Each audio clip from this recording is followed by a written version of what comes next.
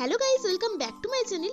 এই শীতের মোস্ট জনপ্রিয় সবজি মানেই হচ্ছে ফুলকপি। আর রোজ রোজ ওই একই রকম তরকারি খেতে খেতে ভীষণ বোর লাগছিল, তাই ভাবলাম একটু অন্য কিছু বানিয়ে ফেলা যাক। প্রথমেই তো ফুলকপিগুলোকে ভালো করে কেটে আমি জলের মধ্যে ভাপিয়ে নেব। এরপর সাদা তেলের মধ্যে ফুলকপিগুলোকে ফ্রাই করতে হবে। আর এই রেসিপিটা এত সুন্দর হয় যে মাছ মাংসকেও হার মানাবে।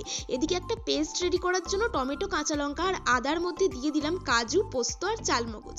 এবার তেলের মধ্যে গোটা গরম মশলা, জিরে, ধনে আর লঙ্কা ফোড়ন দিয়ে পেস্টটাকে দিয়ে নাড়াচাড়া করে দিচ্ছি। জিরে, ধনে, লাল লঙ্কার গুঁড়ো, কাশ্মীরি লঙ্কার গুঁড়ো, মিট মশলা আর পরিমাণ মতো চিনি। জল দিয়ে মশলাটাকে কষিয়ে এর মধ্যে মটরশুঁটি আর কিশমিশ দিলাম। তারপর দিয়ে দেবো ভেজে রাখা কপি।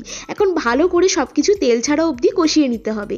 এরপরে অ্যাড করতে হবে গ্রেভির জন্য পরিমাণ মতো জল আর লবণ। এরপর 5 মিনিট ফুটিয়ে নিলেই সব সেদ্ধও হয়ে যাবে। আর নামানোর আগে অল্প একটু কাসুরি মেথি ছড়িয়ে দিলাম। ব্যাস, তাহলেই রেডি। তোমরাও বাড়িতে ট্রাই করতে ভুলো না। রেসিপিটা ভালো লাগলে do like, comment and subscribe my channel. By.